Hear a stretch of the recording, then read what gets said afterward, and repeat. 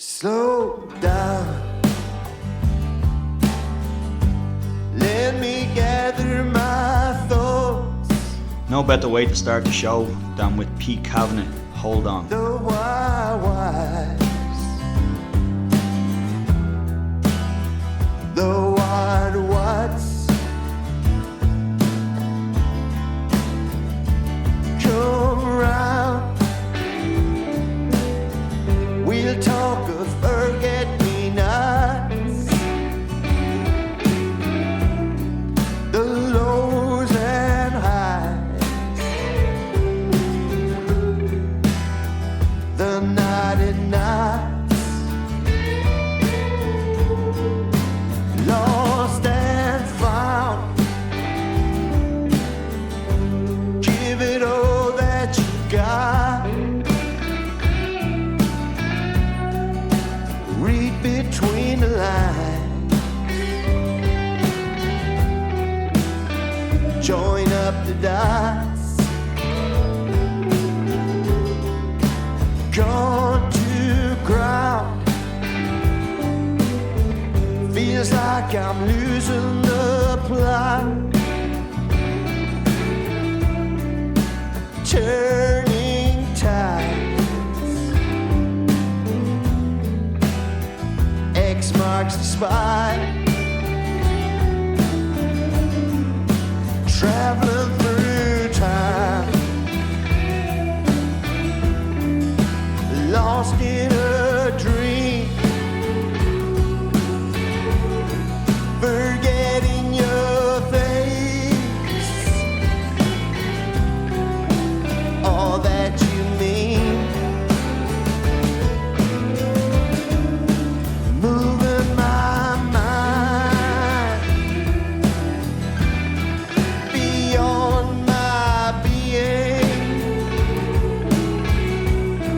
Misplacing this place.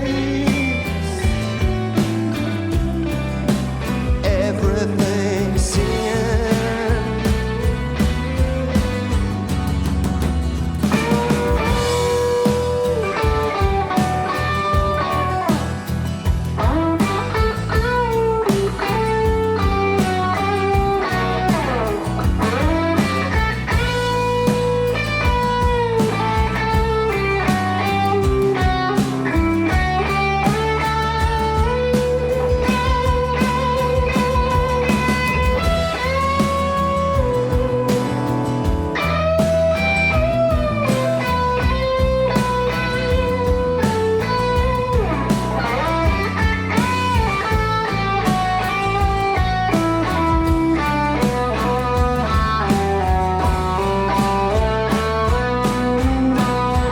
It all connects. I'm here and now. Shot out from space. Southbound. I'm trying to hold on. I'm trying to hold on. I'm trying to hold on. Hold on. I'm trying to hold on. I'm trying to hold on. I'm trying to hold on. Hold on. I'm trying to hold on.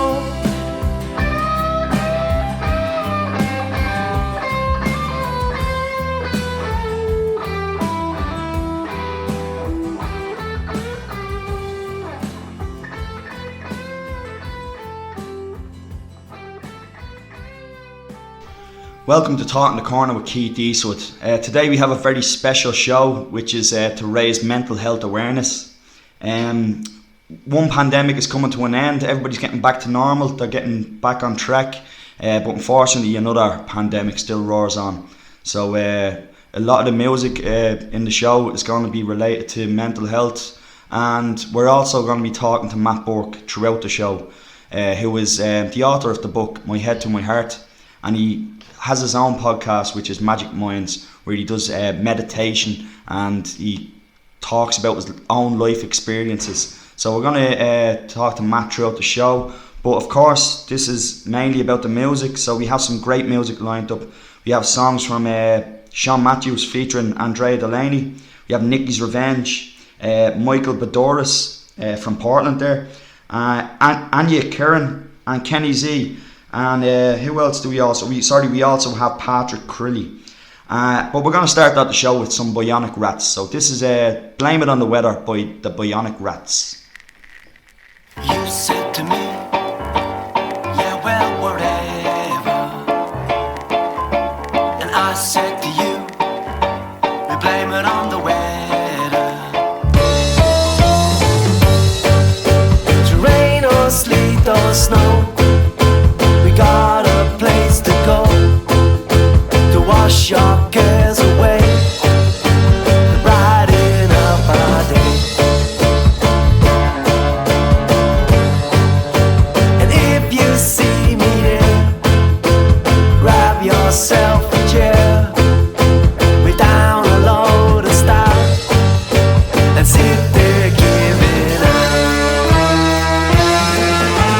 You said to me, yeah, well, whatever.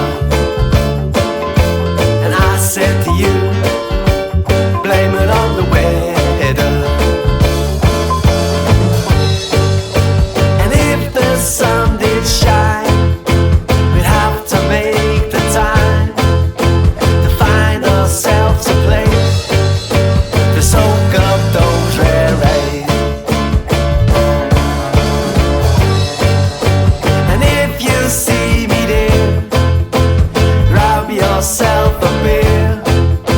We stay until it's late and fall home in a state.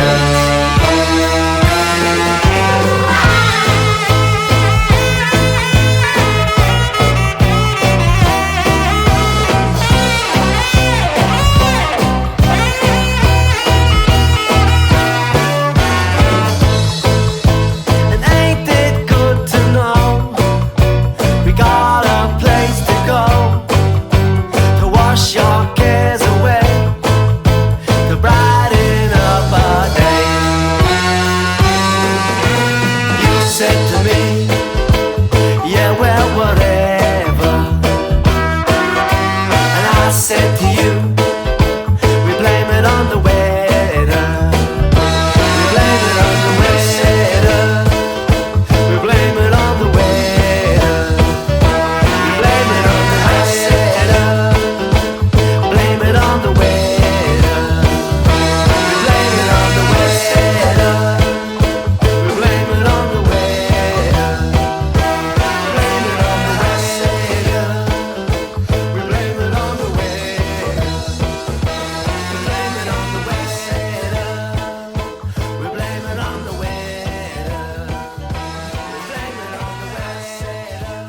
weather. We blame it on the weather. That's a great song called Blame It on the Weather by Bionic Rats there.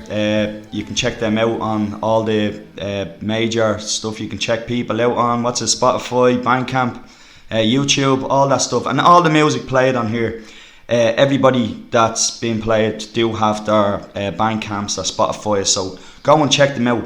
Even on Facebook, go check them out. Support your independent music. That's what it's all about. As I was saying earlier, this is all in association with all about mental health, so raising awareness of mental health in people.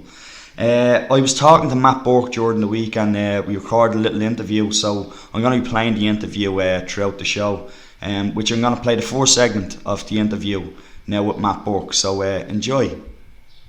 Original music makers and listeners corner. So I'm joined by Matt Burke, which is the author of the book My Head to My Heart, and Matt also runs the page which is Magic Minds, and he is a great advocate for mental health, especially in Dublin city centre, which where I grew up as well. And Matt, if you want to jump in here and tell us about your life growing up in inner city Dublin. Keith, what's the crack? Thanks very much for inviting me on and having the chats on your show. I'm delighted. Fair play to you. I really appreciate it. You know, life growing up in the Liberties wasn't always easy, was it? It's been a bit of an adventurous ride. Yeah, so I grew up in Dublin all my life. I now live in Meath Place Flats. So I've been in the flats maybe 20 something years, and nanny lived here all our life. But I'm originally from Francis Square, John Dillon Street there. So, yeah, I absolutely love the flats. Yeah, as much as life was difficult in the 80s and 90s, and, you know, it had its battles, it also gave me great skills and tools growing up, you know. So I absolutely love it. As you say, I'm the host of the Magic Minds podcast, but everything I do, it's in service of my community, my people, you know, all the interviews do, all the learning. I want to share it because I've had mental health difficulties growing up. I just didn't know it at the time because I suppressed it with drinking drugs from a very, very young age. I started drinking when I was 12 and started taking drugs 13, 14. And then it just snowballed and I was just anaesthetized for the next 30 years, you know. Mm. Yeah, no, it's amazing how open you are about, like, to speak about what you've done, like drink, drugs, and all that. Like, there's many people out there that wouldn't be as open about it, and it's great. Like, especially in your book, it's like in your book, you're saying you shouldn't be afraid to talk about it. Like, you talk so open about it, and you're giving people the tool to open up, and it doesn't matter how strong you are, how weak you are. It's just we're all the same. And could you actually speak a little bit about your book, because you really dive into the depths of yourself, your inner self, as you always say, the little self inside you. Yeah, and I talk about this, Keith, a lot. You know, you'll hear me say, you know, minding your little self.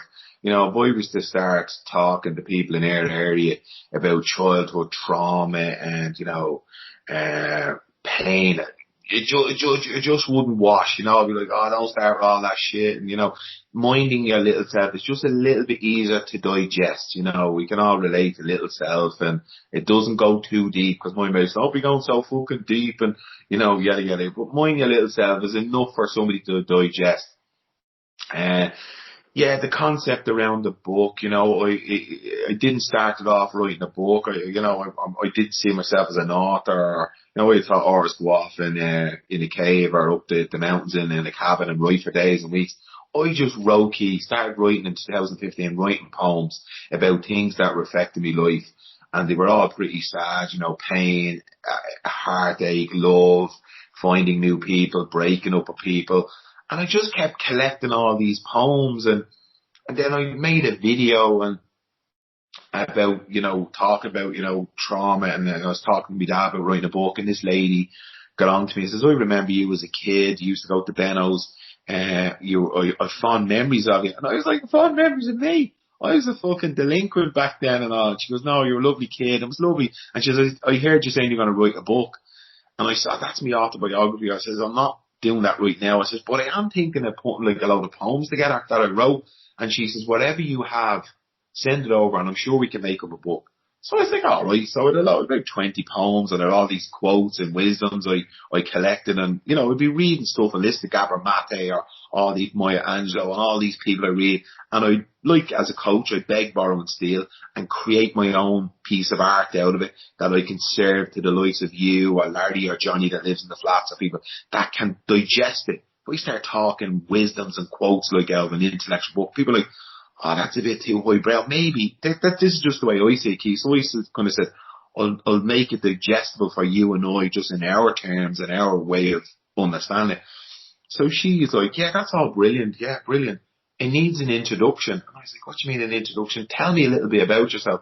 So that's when I wrote the first part, and that's like what led me to, where did my journey start? And I'm doing a talk in the next while from it's called From Two Phones to Writing Poems. You know, I was a drug dealer, sold drugs and took drugs, and I had a shady past.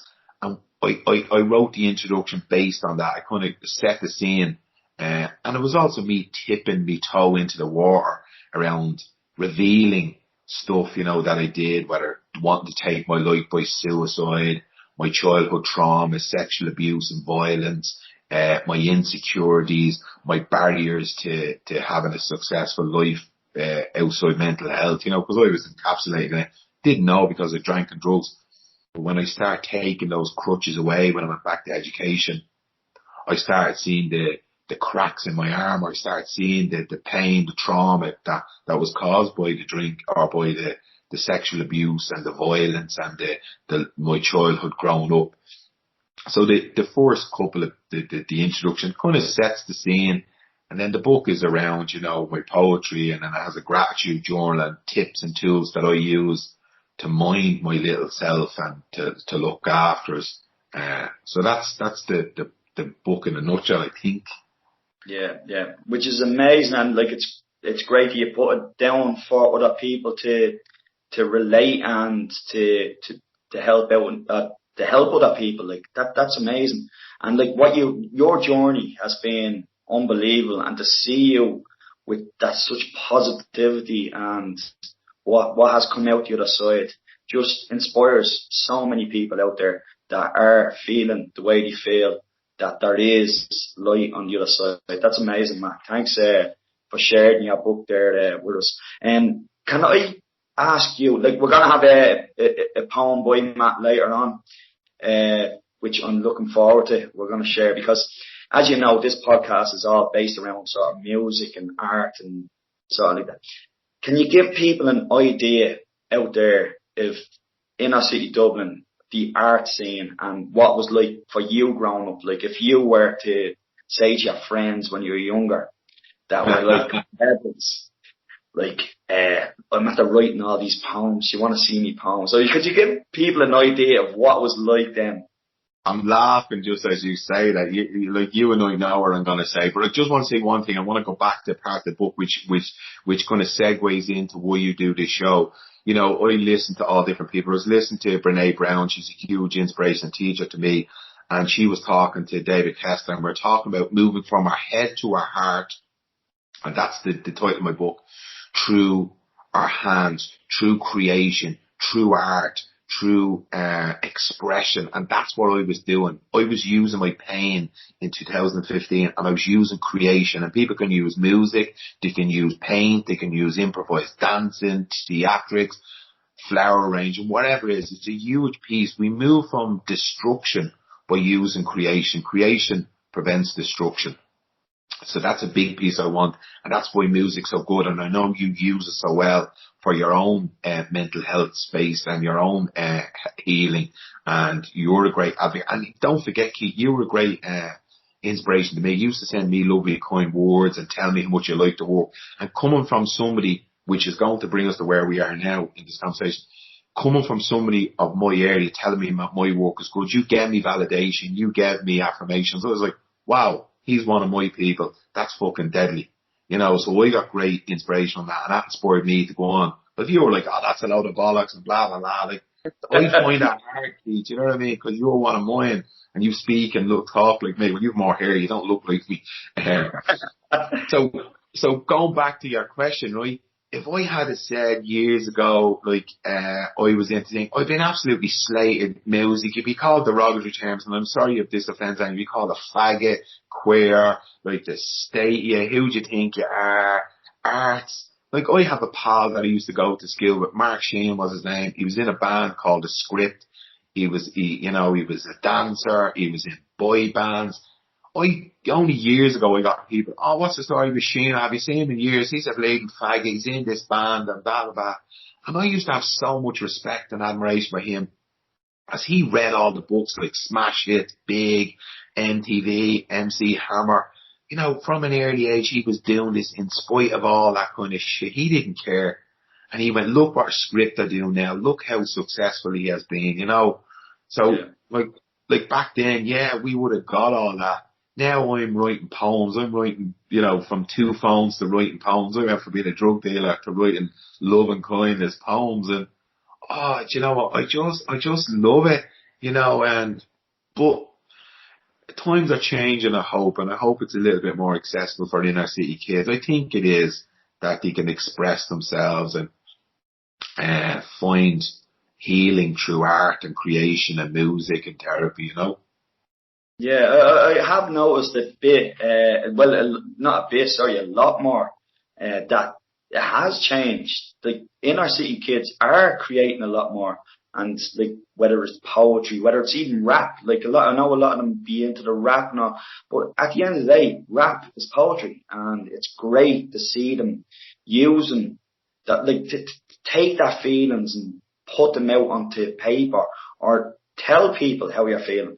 Like, it's a big, big thing for you to put your words out.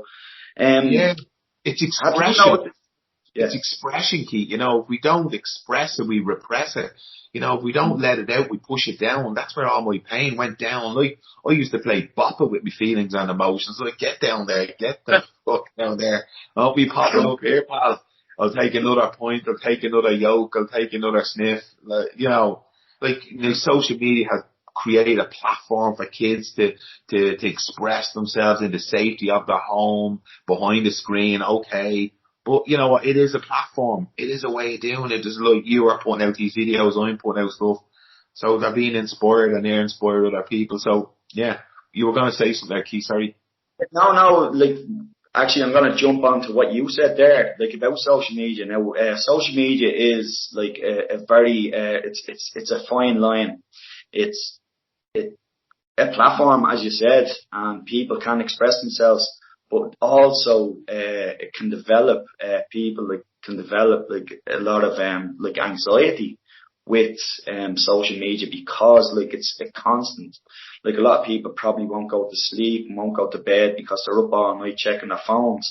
And it can cause sort of problems like that, which is great what you're doing, especially. And I encourage anybody that listens to this podcast to go on and find the Magic Minds podcast, because I think what you're doing, especially in the social media world, is very important. And it's actually more important now than you even realise, that meditation through social media is so key and so vital. And could you just let people know about what Magic Minds is and what you do through your podcast? Yeah, and great points, Keith. Great points. As I could just quickly touch on the social media thing, you know, like in life, Keith, right? You will get what you find. If you go looking for something, you'll find it. Like people say, they talk about toxicity and negativity on social media. Look, if you want to find that, you'll find it on social media. You'll open your door, you'll find it. If that's in your internal environment, you no doubt will find it in your external environment. So people say, oh, it's full of toxicity, Facebook, and Mary's giving out about Johnny and blah, blah. If you zone in and if you see that and you read that, well, that must be resonating with something in you. I don't look for that. I don't even entertain it. I scroll right by. But I'm not saying that's for everyone. People might be going through difficult moments and then when they go on social media, it's just be aware of your internal environment, because your external will matchify it. As far as the Magic Minds podcast, I started a podcast, you know, stories that have the power to inspire. I was banging out, you know, the interviews, and people are saying to me, you know, want to hear more of you, want to see more of you. And I was hiding behind the podcast. No, it's not about me. It's that. I was just being insecure because I didn't really want to talk about my story. I didn't think people really want to listen. I really didn't take stock of the journey that I was on. So I was working with a group of lads that were helping me in the podcast. I said, I'm going to start putting out these videos talking about, you know, questions I'm being asked. I'm going to start promoting myself, like, you know, showing my vulnerabilities, like, through my videos. And they're like, nah, don't do that. People will get sick of you. You know, don't do this. And I'm like, I'm going to promote myself. I'm not going to be able to promote or get a promoter in to promote. I'm going to use me. I'm the brand. And that was a big thing for me to do, because I was very self-conscious, body conscious, worried about my past because of a checkered past, whether about that's my drugs, my drink, my sexuality, things I've done on people. I am leaving myself up to get a kick in the Lee Roadies. But I said, what is my intention? It's only to do good. I'm only trying to spread love, kindness, compassion, understanding. If that's all I'm doing, at least I know what I'm doing. So I start banging out the videos, giving my thoughts. If I watched the video, if I read a book, if I any kind of learning, I'm going to share this. So the likes of you, Darren Bowes, people are really instrumental. Oh, Matt, I can't believe you're actually talking about that. You know, I have those fears, I have those worries. Because when I went to counselling, when I read books, and I was like, man, I didn't know all these people had these feelings and emotions like you. I just thought I was a psycho. So when I have a thought or a feeling or an embarrassment or an experience, I share it. Because when I share it, I'm using this as a way of therapy. I'm healing. I'm expressing it. And then you're getting it. I'm getting it. You validate me. I validate. And there's a connection. I'm creating this community. The Liberties, Dublin 8, moving outside, the Greater Dublin, Ireland, all over the world. I'm creating this conceptual community just by sharing. So Magic Minds, you know, has done that. It's helped me heal. It's helped other people heal. So it's about inspiration. Stories have the power to inspire. But I'm healing. Other people are healing. And it's a bit of crack, you know. It's deadly. That's brilliant, and it's amazing what you do. So listen, we're gonna have a couple of songs here, and we'll get back to the interview with Matt Burke. It's great listening to you, Matt, and I can't wait to keep talking to you about everything, absolutely everything. So here's a couple of tracks now, and as we all know, all the songs that are played in the show tonight is all in relation to mental health. So enjoy the music.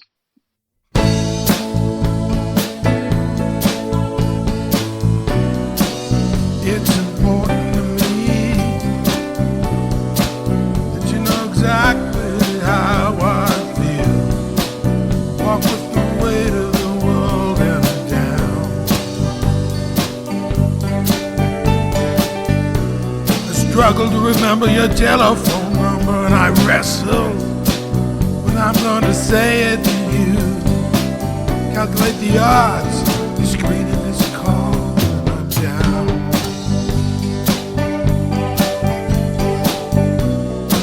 Thought I saw you the other day from the corner of my eye. You just looked away. Jumped to a cab and you were gone. And down, down, down, down, down, down. I could have filled up the tank, pointed south. I can last a month. Visa card runs out. That's all we got.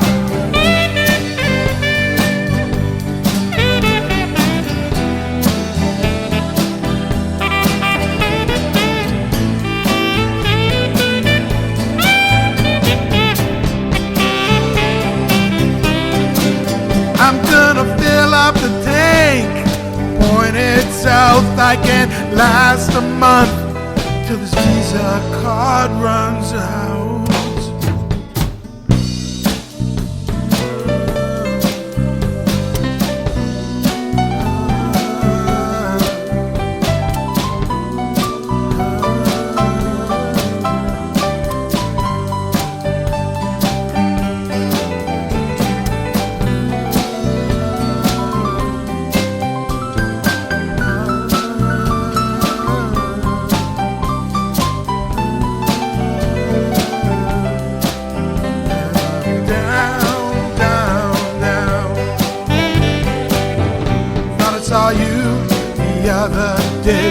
From the corner of my eye, you just looked away.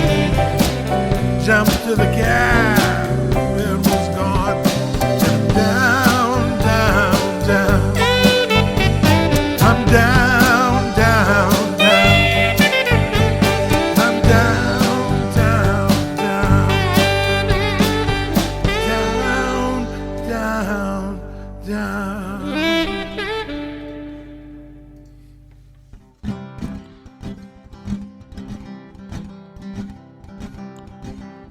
When I wake up in the morning, Try to greet the new day with a smile. Then I drink a few cups of coffee. And I sit and think a while. My city is burning down. I got proud boys coming round. I'm trying to get up, but it's all just bringing me down. I'm going to my dark place again. I'll be back, but I don't know exactly when. I see it's a beautiful day, but I don't want to play. 'Cause I'm going to my dark place again. I see that the sun is shining, thanks, but I don't need reminding. I'm going to my dark place again.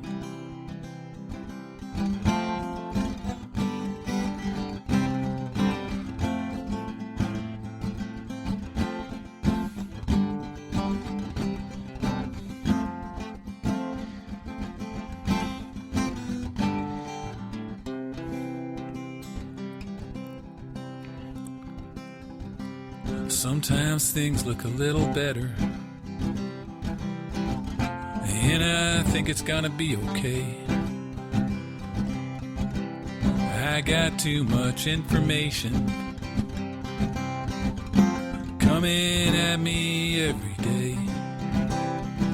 When it all comes crashing down, I hope we're still around. And I hope there's still a little bit of love left in this town. But I'm going to my dark place again. I'll be back, but I don't know exactly when. I see it's a beautiful day, but I don't want to play. 'Cause I'm going to my dark place again. I see that the sun is shining, thanks, but I don't need reminding. 'Cause I'm going to my dark place again. Going to my dark place again. Great stuff. That first track was by Kenny Z and it's called Down. And then we followed that up with Dame Boudouris with Dark Place. So yeah, let's get back into the interview with Matt Burke there. So enjoy.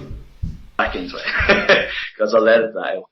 But right, so welcome back to Talking the Corner with Keith Eastwood, and we're here with Matt Burke. And I want to get back into what we were talking about earlier with Matt Burke.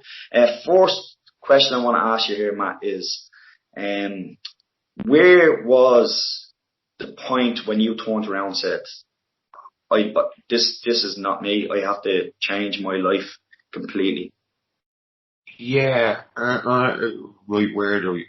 Well, there's been a few roads to Damascus. I've had a few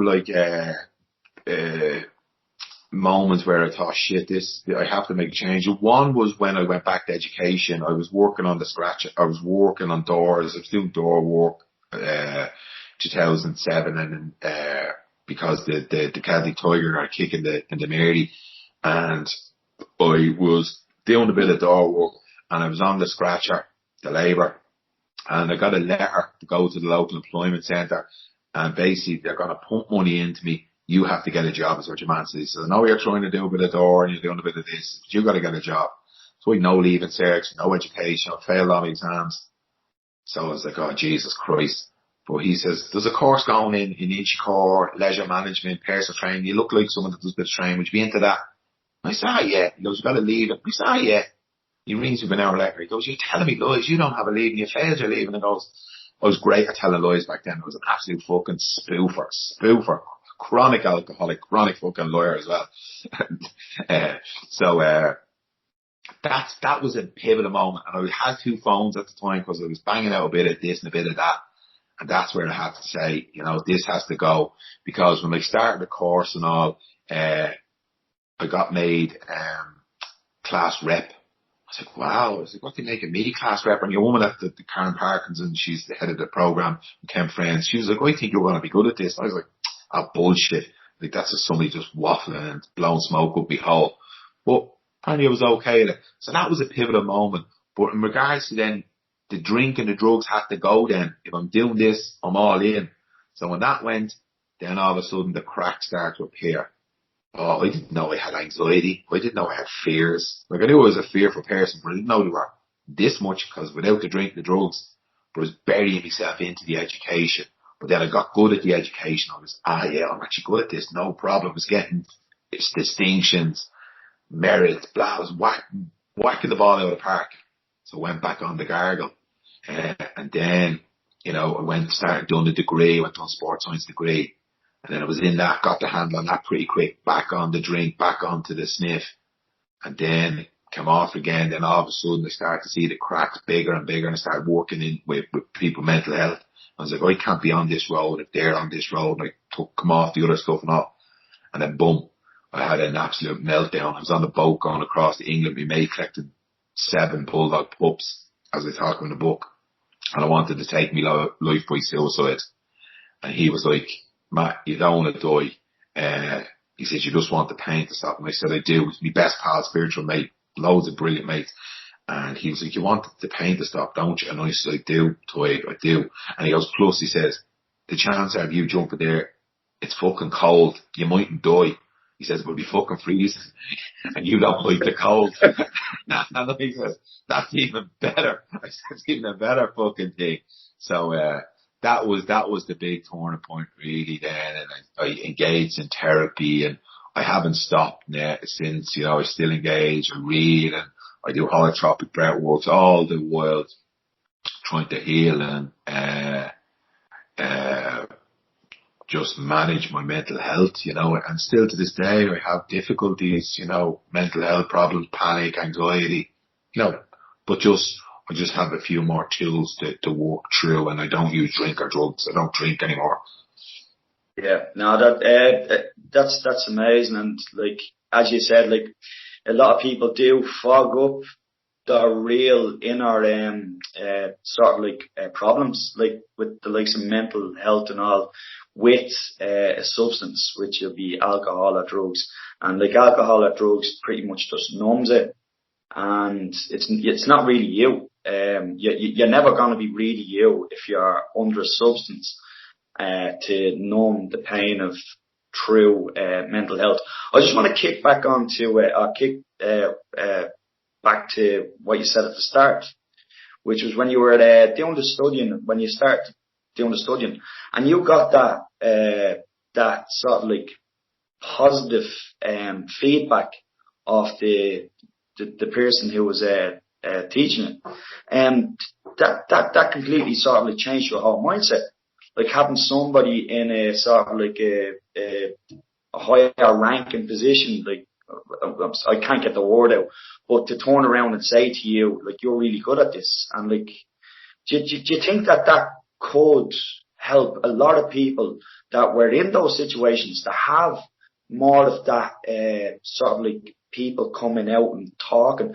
Like, I'm one of these people who believe that mental health should be a subject in school, and I think that like people should be taught mental health studies.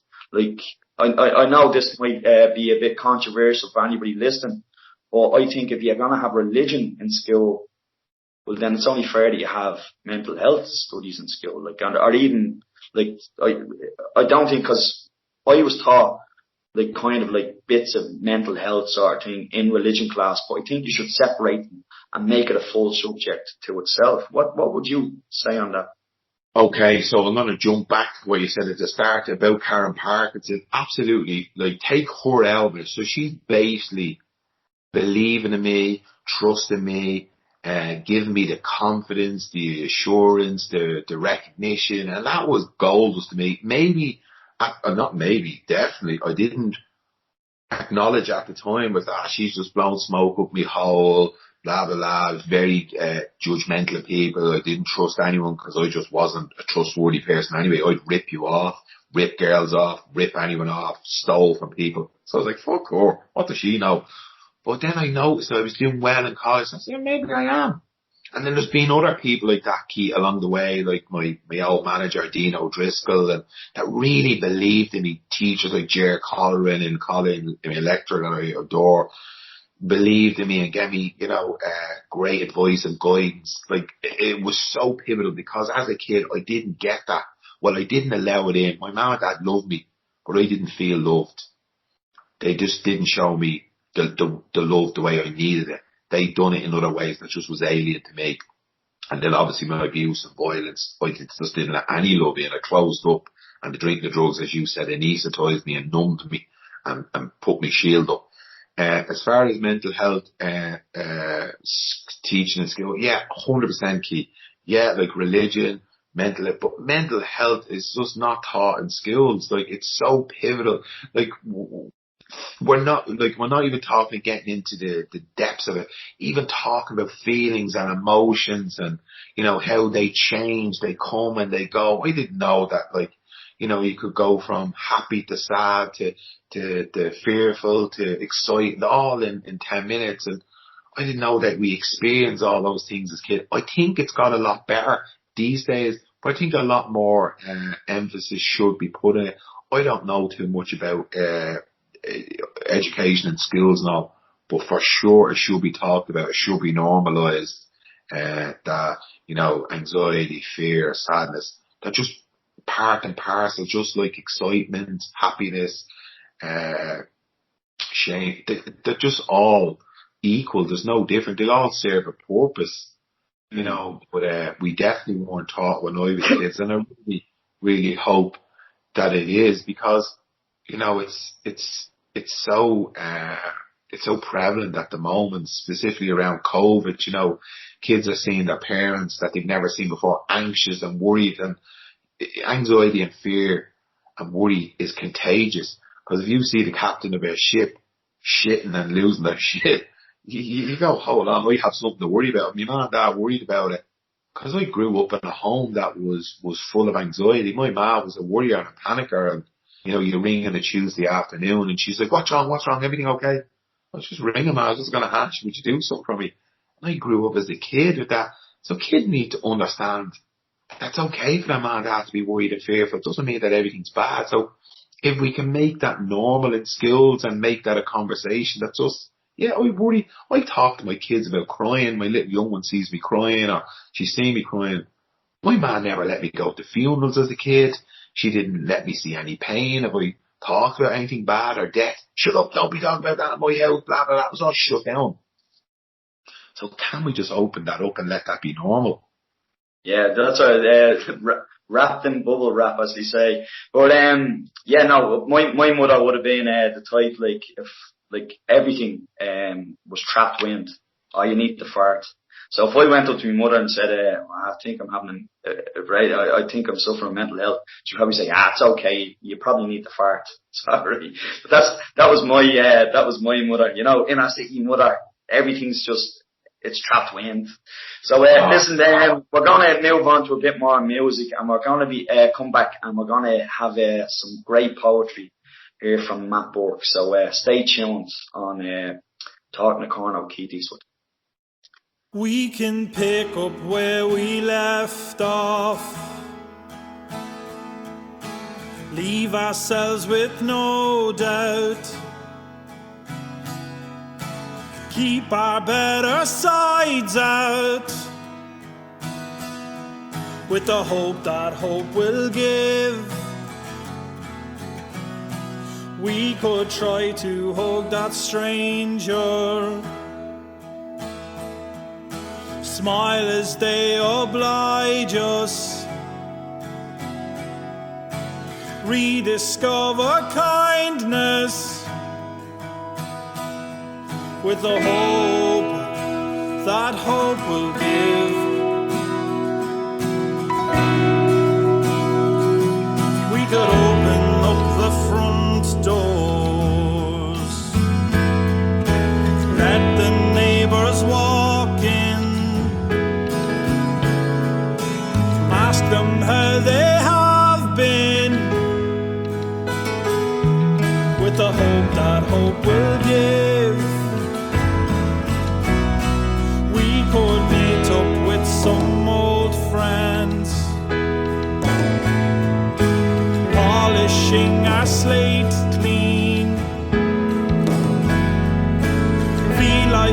we are 16, with the hope that hope will give. We could laugh like it's the last time, talk like this a short while, parting with a wry smile, with the hope that hope will give.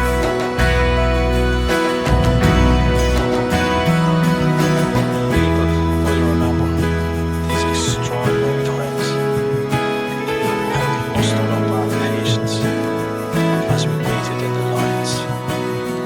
Let's start the reconnecting with joy, renewed love. For it's the core of our existence. From the push, It comes to shove, we must pick up where we left off. Keep the faith and don't stop.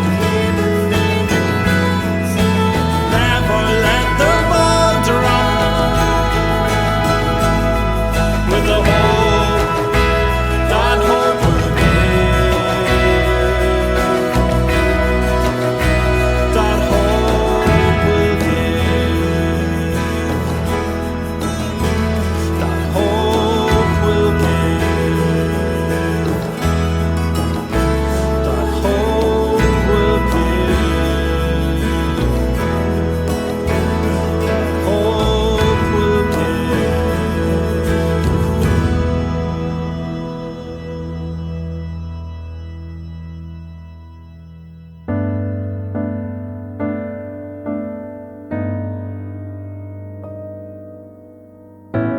comes and goes. Time washes life away.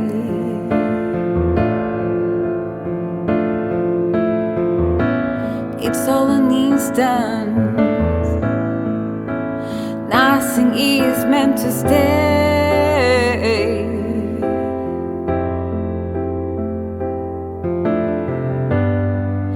And all you left is on our hearts.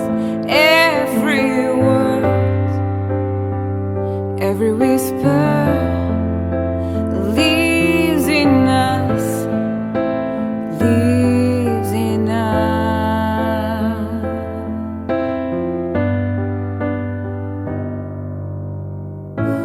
Words and deeds fill the hole you left behind. They will be my vision, lessons to live by.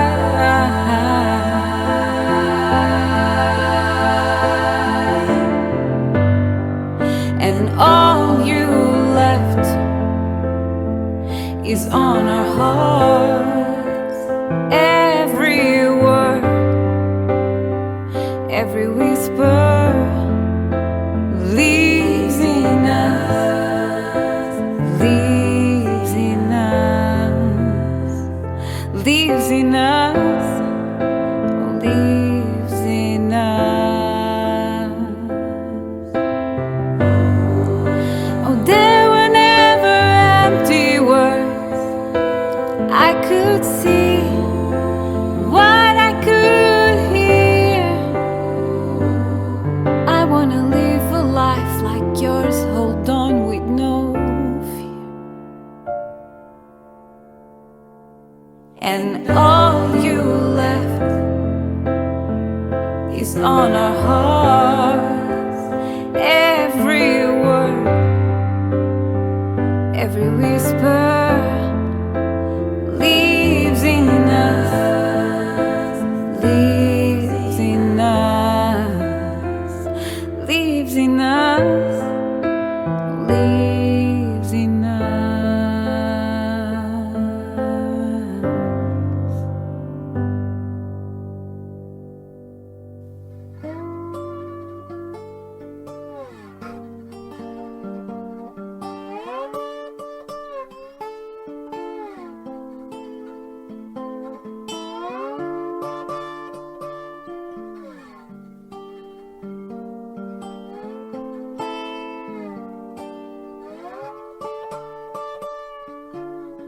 You do your best to make it, get there on time.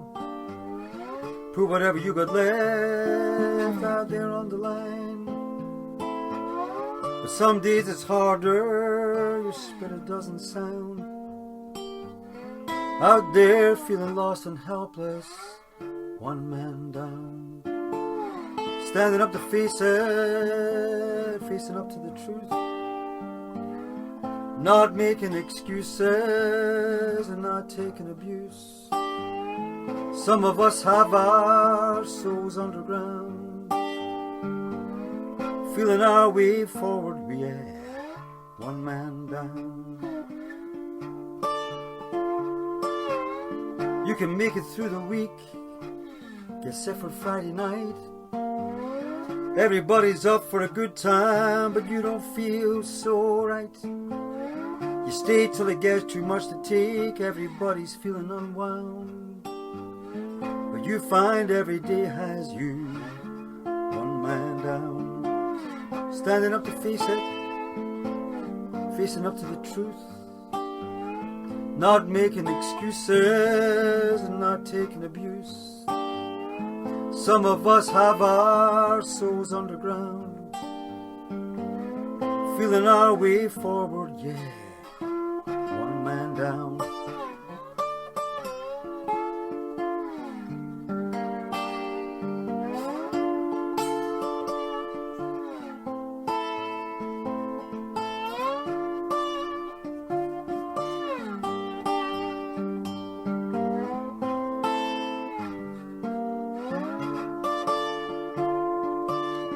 Hiding how you're feeling, different to everybody else. Trying not to spoil their day with your sense of helplessness. They'll never understand your emotions, they'll say happiness can be found. But you find every day has you, one man down. Standing up to face it, facing up to the truth. Not making excuses and not taking abuse. Some of us have our souls underground, feeling our way forward, yeah, one man down. Standing up to face it, facing up to the truth. Not making excuses and not taking abuse. Some of us have our souls underground, feeling our way forward, yeah, one man down, one man down, one man down. Welcome back to Talk in the Corner with Keith Eastwood, and we just had 3 songs in a row there. The first one was by Sean Mathews and was featuring Andrea Delaney, and it's called The Hope That Hope Will Give. And that comes from Sean's great album, which is called Welcome to Ballsgrove. After that, we had Anya Karin with Lives in Us. And then we followed that up with Patrick Crilly, which was One Man Down. So we've come to the final stage of the interview with Matt Burke.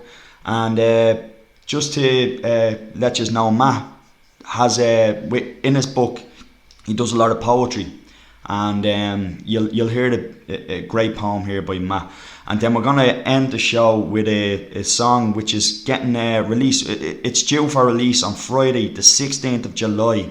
And it comes from Nikki's Revenge. So we're going to end the show with a song called Sunset by Nikki's Revenge. So here's the final part of the interview, and then we'll have Nikki's Revenge. Thank you, as always, for listening to Talk in the Corner with Keith Eastwood. So welcome back to Talk in the Corner with Keith Eastwood, and as always in association with our Facebook group, which is Original Music Makers and Listeners Corner, and our YouTube channel, which is Work in the Corner. I'm here with Matt Burke, and we're talking about Matt Burke, to be honest, and it's great. Anybody that's listening in, if you need to talk or you need to communicate with somebody, we have our Gmail account, which is originalcornertalk@gmail.com. throw out a message, and I'm sure Matt Burke will throw some details, because, as we said, we're always here to listen, we're always here to help and to communicate with anybody who's suffering out there, because it's not nice if you need to talk. It's great, because one thing that you're doing is you're making that first step and you're talking, and that's the main step that you make. So we're back with Matt Burke, and Matt has been writing poetry. How long have you been writing poetry now, Matt? Since 2015. I just started, I was going out with somebody and I was feeling these feelings, and I just kind of started writing, and I started writing and I showed her, and yeah, like she wasn't enamored by it, and she criticised it. I've never wrote anything before, as I talk about my insecurities. I didn't even think I was artistic. I didn't think I was creative. Yeah, I went to dance class and all that, but I wouldn't have thought I was a creative person. I started putting this down, and she criticised some of the stuff, and she liked some of it, and she was like, you just keep writing sad stuff, like you're funny, like can you not just write funny stuff? And like that was just knock back after knock back, you know. But I understand now what she meant and all, but I just wanted her to validate. I just wanted her to tell me it was good, you know. I wanted affirmations, and plus I was delving into something what's brought me to today. I was expressing my feelings and emotions, which I never did, you know. I was too busy drinking. But that's another thing. Like a lot of people out there don't realize, like, just because like somebody is funny and hilarious and always like smiling and always laughing, they don't realize like that. You don't know how much that hurt inside. It's like for an example, Tommy Tiernan, who was well known as being one of the funniest comedians in Ireland, but he suffers really bad with stuff like that. So like people think that because like you're hilarious, you're like you have no feelings, no deep or sad feelings inside. But like it's amazing that like you actually just took all that sadness and put it into poems. And it's like you're still funny, man, and still hilarious like at parties, but you had all this sadness in there, and it was putting out like the words you're writing. So yeah. What's the idea behind like you want to do like music videos with your poems? Yeah, look, I mean, the last couple of months, Key, have been a battle for me, you know, with my mental health struggle. I'm going deeper with my trauma, you know, I'm going deeper into it. So it's creating body sensations and difficulties, and my OCD is going bananas, and my amygdala just won't calm down. And I was struggling one day, and my dad shared this spoken word song. I can't think of the guy's name, David. It's called I Have a Love. He's a Dublin guy, and he was just, it's a song he wrote, but he speaks it spoken word, and it was beautiful music. And I was like, I'd love to do that. That's deadly, right? Because he was talking about love and his mate, and it was a masterpiece. And I was like anything I see in life, I'm like, that looks deadly. I'd love to give that a go. Straight away, I've got insecurities. Jesus, I don't know if I'd be able to do that, blah, blah. But always deep rooted is, I want it. So when I want something, the insecurities can fuck off. I'm going after it. You know, whether that be I want to be a drug dealer, I wanted to have a BMW, I wanted to do this, I wanted to go to college, I wanted to teach meditation. Bam, bam, bam. But when I want something, my OCD can be a benefit to me, my ADD can be a benefit to me, my determination and inner city, liberties, resilience can be a benefit, and I just go for it. But there is, underneath it all, that deep-rooted insecurity of not feeling good enough, and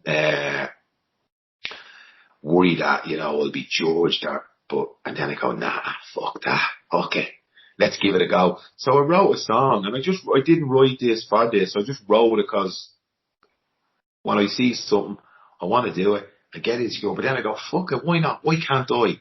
So I wrote this. And then I reached out to a guy, Matthew Dempsey's helped a guy, Paulie, he's a rapper from around here, which I've interviewed, which is deadly. I just love it. It's deadly. Rapping is deadly. And the kids around here, I'm just such a fan of, you know, kids doing whatever they want once it's not hurt people. And it's creation and music and rapping. And I'm like, yeah, give that a go.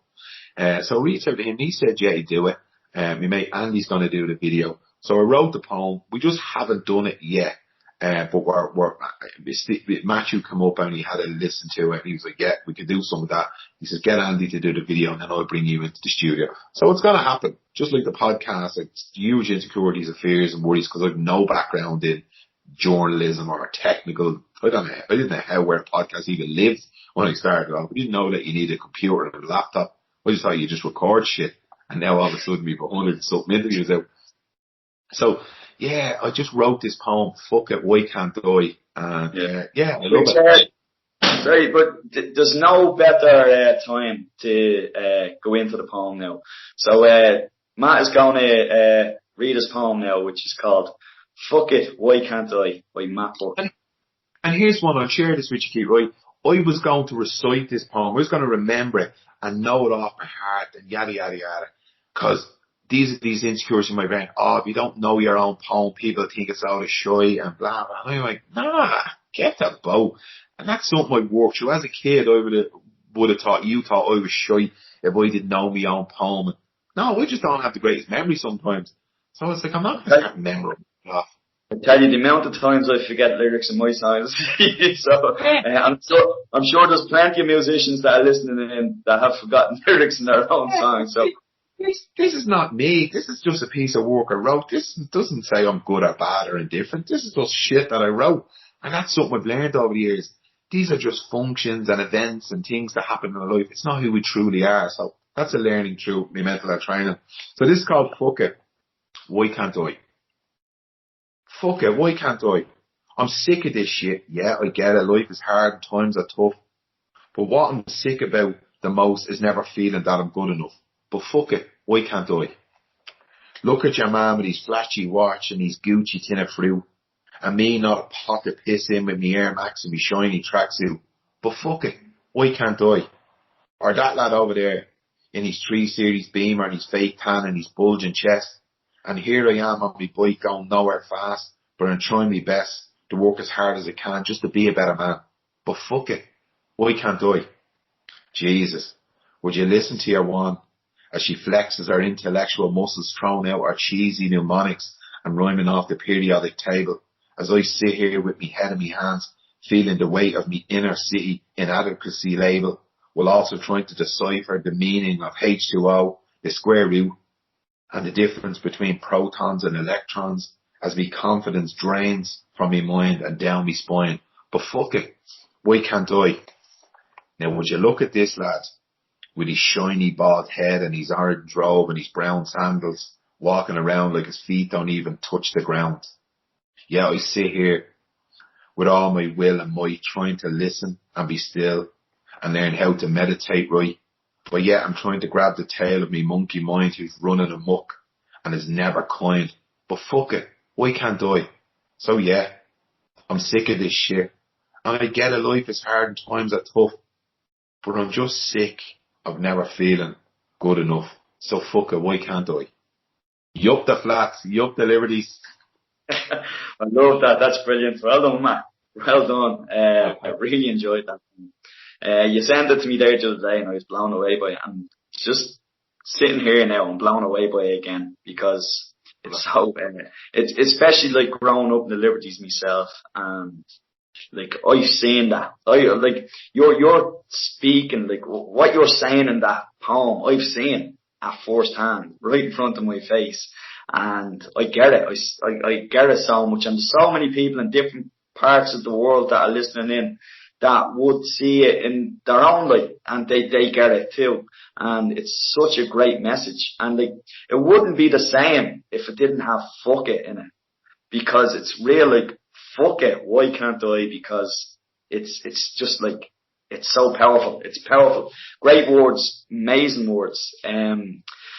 What hitting the end now. So before we hit the road, I have something that I really want to find out from you, like the liberties, like deep in your heart. I know it's really in your heart. Can you really dive into the liberties and Matt Burke?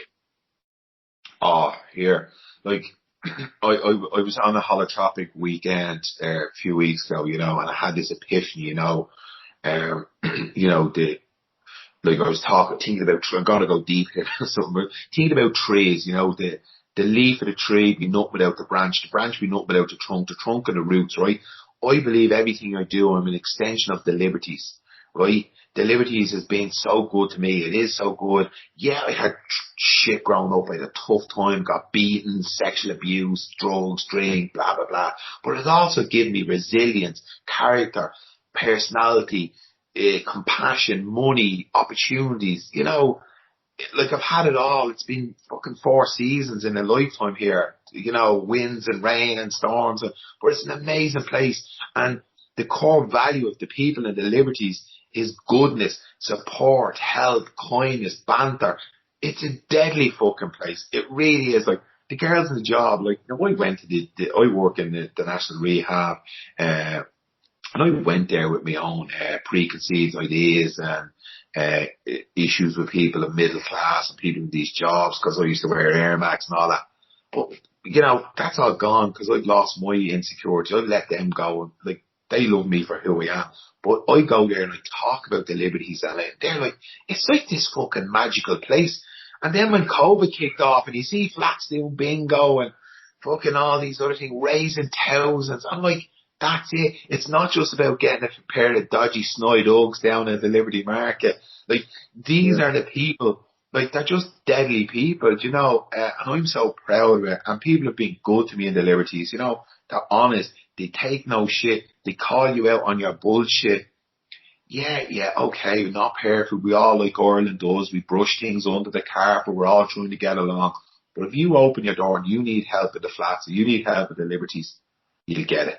Like, people are sound to me when I done like a GoFundMe page.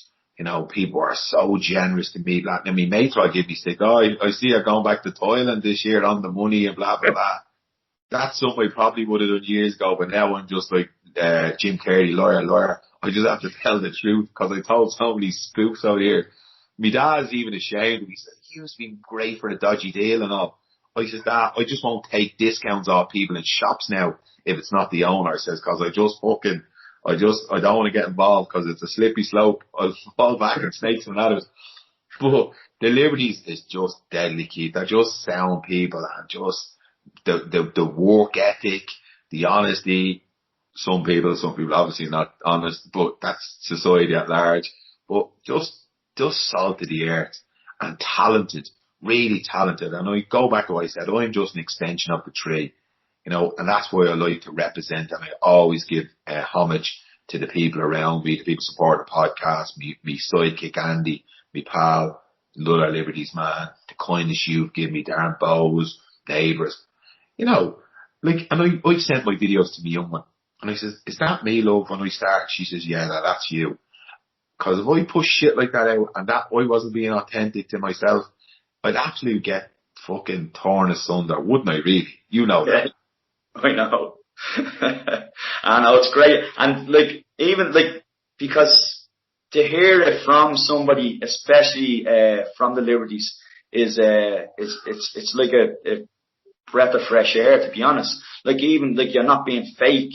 There's no, fake introduction. It's not welcome to thing. It's what's the crack, which is, everybody knows in the Liberties, that is the greeting for the lads walking around the Liberties. What's the crack? How are you keeping on? And you're so genuine in when you start the video and what you speak and what you say, and you could just listen to you all day. Even talking to you here right now on this podcast, I could do this for hours on end, and I wouldn't get bored with it at all. It's unreal, but unfortunately we come to a time. But it's great hearing you talking about the Liberties, the place dear to my heart too, and it's brilliant what you're doing in the Liberties, especially. But you're not only doing it in the Liberties, you're doing it all over the world, because this podcast goes out and your podcast goes out all over the world, and people relate and can hear the story and what you put out there. And it wouldn't be the same if it was somebody who was after making it, won the lotto, decided to do something. To have somebody with such heart and passion and trauma to come out and speak like this takes unbelievable strength, and I admire you so much for it. Thanks, Keith. I really appreciate it. It means a lot to me, and I don't do lip service and blowing smoke up people's hole. That means a lot. Like, you're one of mine, and I trust you because you're, you know, not saying I don't trust other people. And that's just lovely. But my pain has now, my poison has now become my potion. You know, I'm using my past to serve. Doesn't make it any easier, but at least I can do something with it, you know. And that's all we're trying to do. We're trying to help people heal their little self by telling a story, like you were sharing this. You know, you're putting yourself out on a limb to get slated and putting yourself up there to be shot down. Why? Because your deep rooted intention is to be a decent human being and not to be an asshole. Do you know what I mean? And it will serve you as well. Like, when we teach, two people learn. When we give, you also receive. You know, charity is is the most selfish thing you can do. So here we are. That's it. Matt, thanks very much for joining us today, and I wish you all the best. If you want to find Matt Burke, you can go onto Facebook and type in Magic Minds. He's on YouTube. He's on Instagram. Magic Minds. If you're really struggling with your mental health, you really need somebody. I recommend this, because when I was really in the depths of it, Magic Minds has really helped me so much. And that's why the first person I thought of when I was doing this mental health podcast for the music show, the first person I thought of was Matt Burke, because he's been a real inspiration to me. So if you want to find him, go on to the Magic Minds on Facebook and all the social media things. Matt, thank you very much for being on the show today. Keith, thanks very much. And before we go, I want to thank you again for the song you wrote us, the Magic Minds song. You must play that. That was a fucking gem, and I absolutely loved it. That blew me away. Like, these are the nuggets of gold that, you know, people say, how are your podcast doing and what are you doing? I said, people are writing songs, or people are sending me letters. That's success. We think that success is monetization and fucking affirmation. Like healing and songs and sharing stories. This is it. We've made it. So thanks a lot, brother. I appreciate you having me on. All the best, Matt. Go on, slán that, and agus go on, Margaret. Cheers, brother.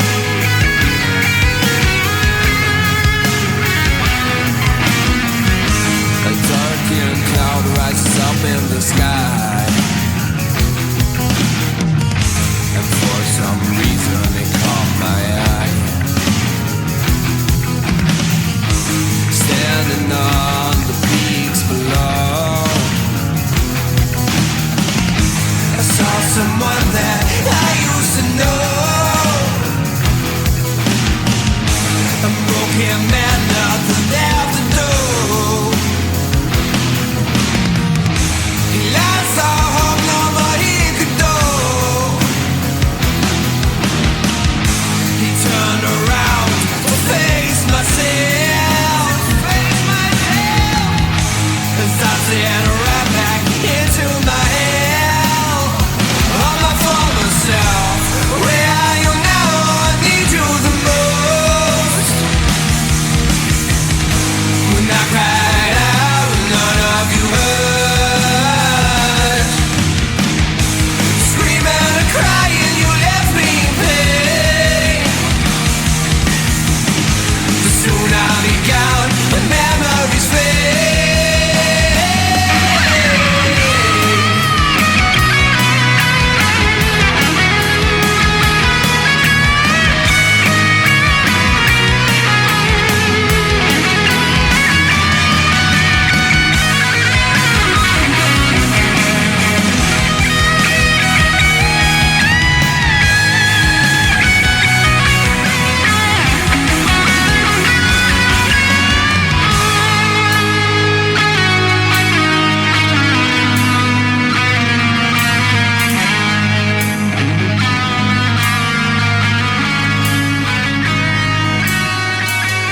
Where are you now?